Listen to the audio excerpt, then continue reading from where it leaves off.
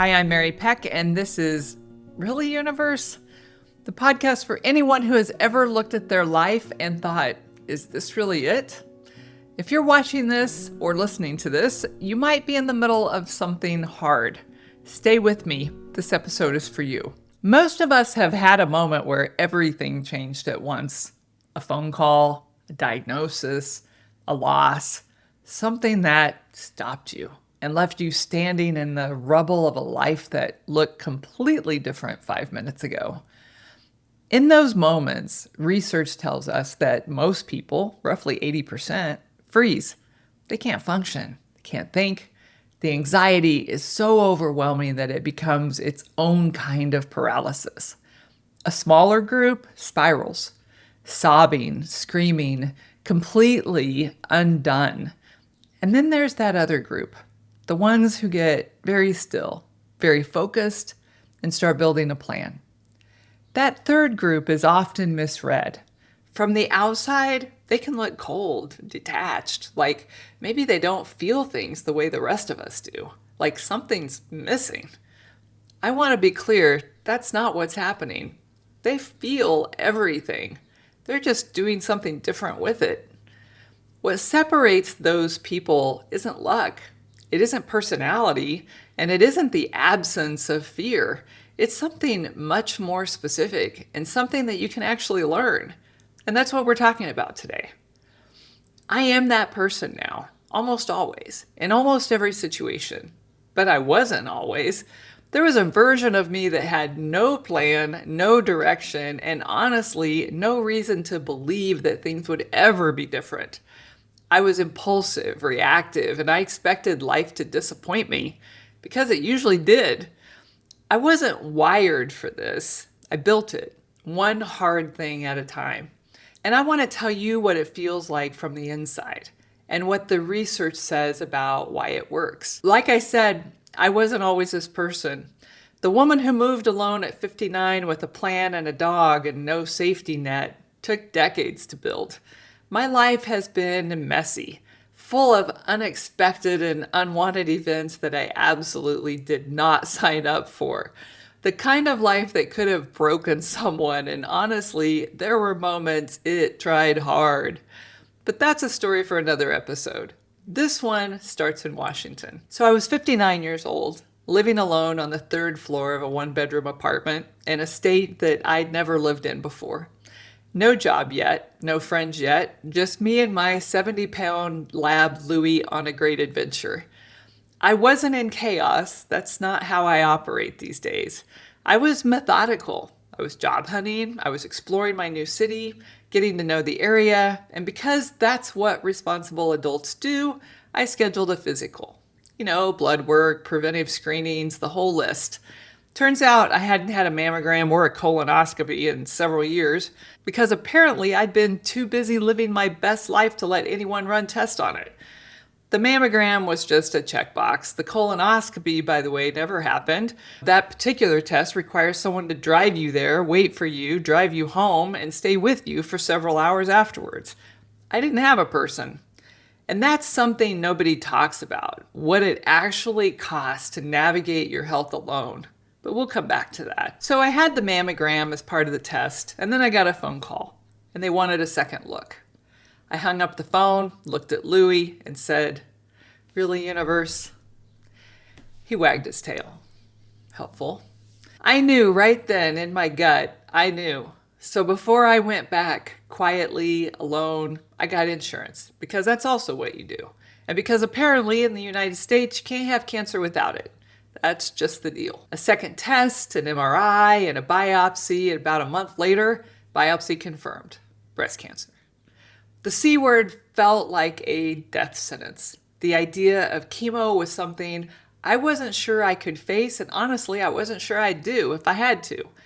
And in those weeks between the callback and knowing the stage, knowing the plan, on the inside, I was wondering who was going to take care of Louie when I was gone. My kids were grown, capable, resilient adults who had the skills to handle whatever life dealt them. I wasn't ready to leave them, not even close, but I wasn't worried about them. They'd be okay. Louis, on the other hand, was 70 pounds of unconditional love who had no idea what was happening and needed me to come home. Is this how it ends for me? Alone?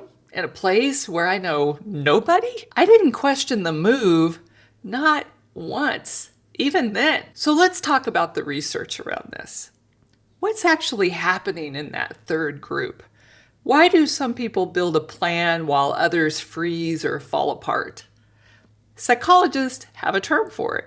Turns out it's called locus of control.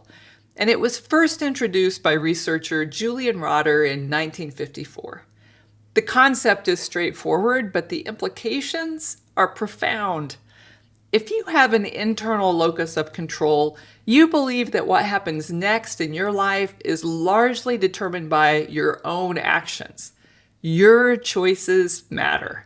Your behavior matters. You are the primary author of your own story.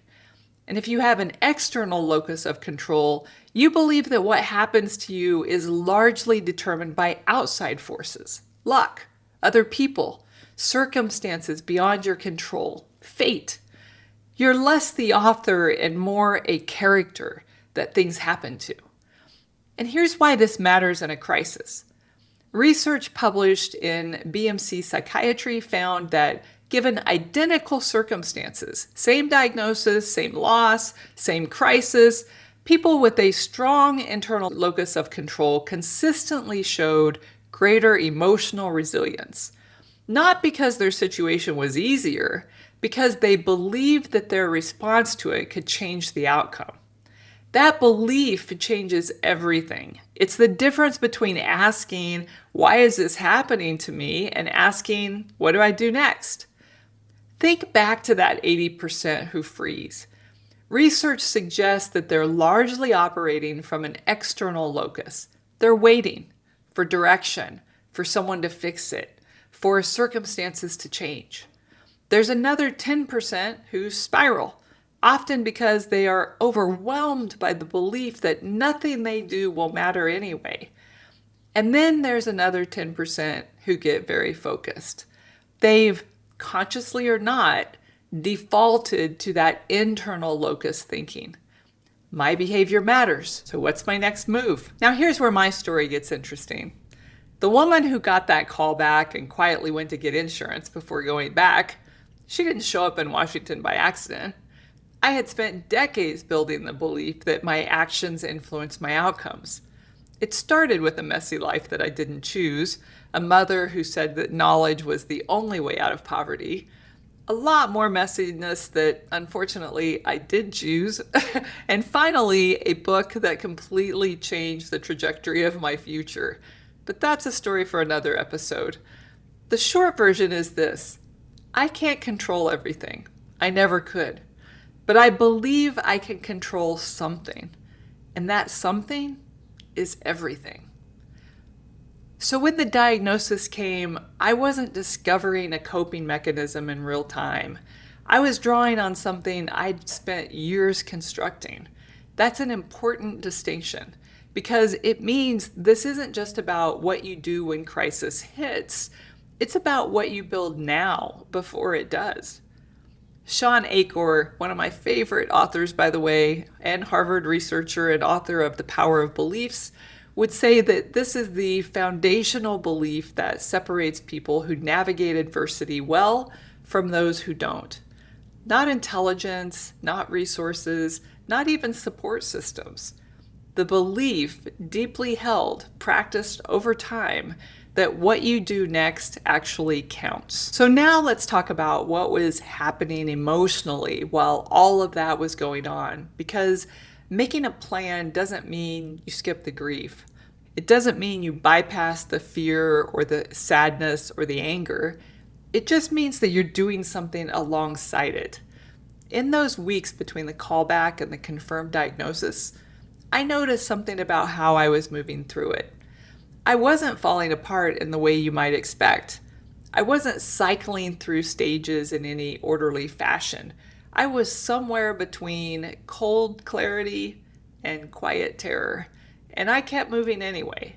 It took me a minute to understand what was actually happening and why it made complete sense. Here's what the research says about it.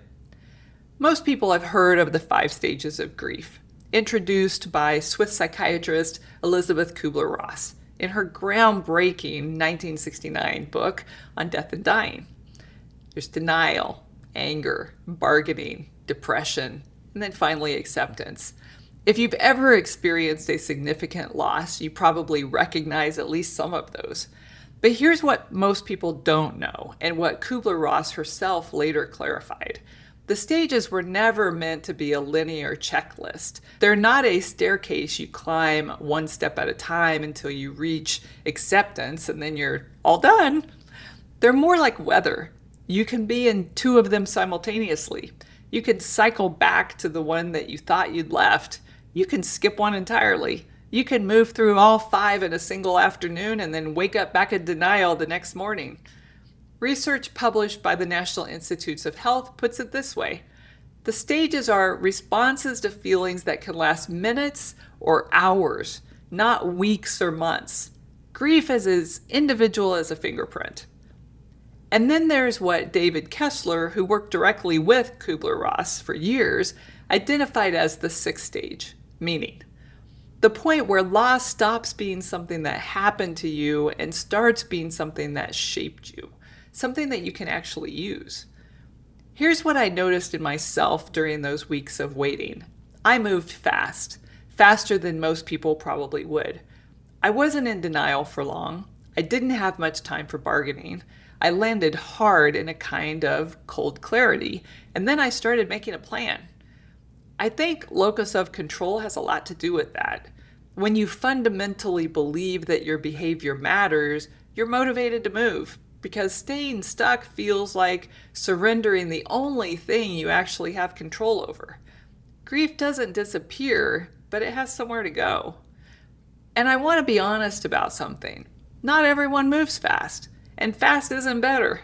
Moving slowly through grief doesn't mean that you're weak. Moving quickly doesn't mean that you didn't care. Your nervous system has its own schedule, and it deserves some respect. What matters isn't how fast you move, it's really whether you're moving at all. So let me tell you what making a plan actually looked like. Because I think people hear, I made a plan, and imagine someone sitting calmly at a desk with a legal pad and a cup of coffee. That's not what this was. This was a woman alone on a 3rd floor with a dog who was terrified, who decided that terror was not going to be the loudest voice in the room. The first decision was about people. And I want to be careful here because there's no right way to do this part. Some people need to tell everyone. They post on social media. They call every friend and family member. And that wave of love and concern is genuinely what carries them through. If that's you, there is nothing wrong with that. Community is powerful, and reaching for it is a completely valid response. That's just not how I'm wired. I chose 3 people. Deliberately, strategically, each one serving a specific purpose: practical, logistical, humor. And I want to be clear about what I needed from all 3 of them. It wasn't a soft place to fall apart. I did want empathy and hand-holding. I needed people who would not let me fall apart. If I got overwhelmed, their job was to be the positive cheerleaders, not the sympathetic shoulder.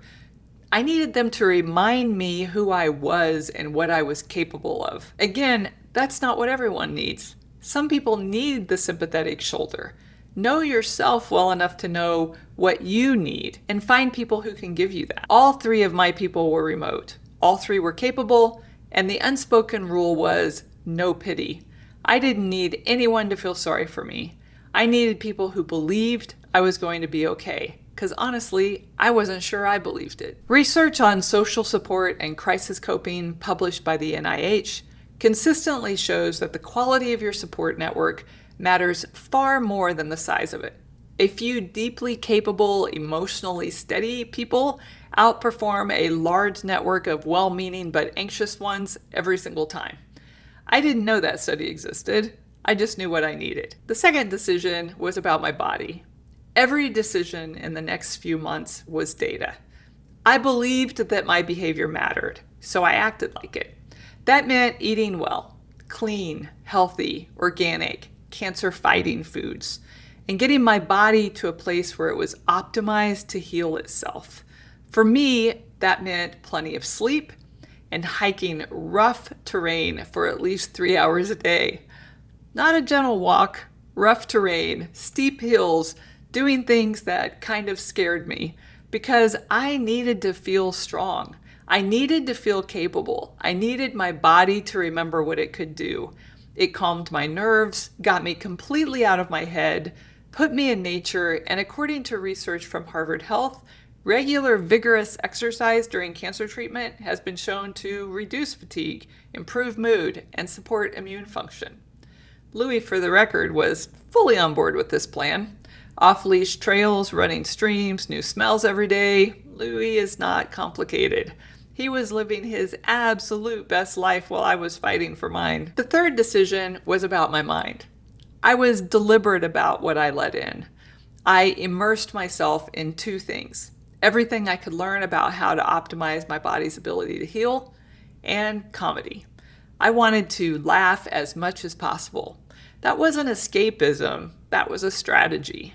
Research from the Mayo Clinic shows that laughter actually reduces the physical stress response. It decreases tension, and it may even improve immune function. I didn't need a study to tell me that either. I just knew that laughing felt like living, and I intended to keep doing both. The fourth decision, and this one I almost didn't include because it feels very specific to my situation, but it was about not waiting to be directed. Here's what I mean. When the radiologist was doing my biopsy, he told me he was fairly certain, based on the size and shape, that it was cancerous. Most people in that moment would nod, go home, wait for their primary care doctor to tell them what to do next. I asked him a question instead. I had learned earlier in our conversation, while he's poking my breast, that he was married with 4 children under the age of 10. I should also mention at this point that this radiologist was absolutely gorgeous, which was not lost on me, even as he was inserting a needle into my breast and telling me about his wife and 4 kids. I mean, come on now, Billy Universe. Anyway, I looked at him and said, as a doctor, a husband, and a father, what would you tell your wife to do next? He told me he was part of a board of physicians that oversaw every cancer case in the city, coordinating care across specialties to make sure nothing fell through the cracks. And he gave me the name of a specific surgeon that I should call immediately. That one question changed everything. My primary care doctor had no idea that that board of doctors existed, or that the particular surgeon he mentioned was the best in the city. She was going to refer me to an oncology group in a city an hour away that couldn't see me for 3 months. Instead, because I asked the right question of the right person at the right moment, I had my surgery scheduled, my radiation oncology selected, and a team of doctors advocating for me within weeks. My treatment timeline moved up by months, and I had the best doctors in the city, in my new location where I knew nobody. That's internal locus of control in action, not waiting for the system to direct you, believing that you have some agency in your own outcome, and then acting on it. Sean Achor's research in The Power of Belief speaks directly to this. The beliefs that we hold, particularly the belief that our behavior matters, don't just change how we feel, they change what we actually do. And what we do changes what happens next. That's not wishful thinking, that's neuroscience. Although I was petrified, I believed I could influence the outcome. So I did everything in my power to influence it. And then I waited. So what about you? Maybe you're not facing a cancer diagnosis. Maybe your crisis is a job loss or a divorce, an empty nest, a relationship that's falling apart, a life that used to fit and suddenly doesn't. The specifics don't really matter. The question is the same. When the hard thing landed, or when it lands, which group are you in? Are you frozen, waiting for someone to tell you what to do next? Are you spiraling, convinced nothing you do will matter? Or are you the person who gets quiet, gets focused, and asks, what's my next move? And if you're not that person yet, here's what I want you to know. You can be.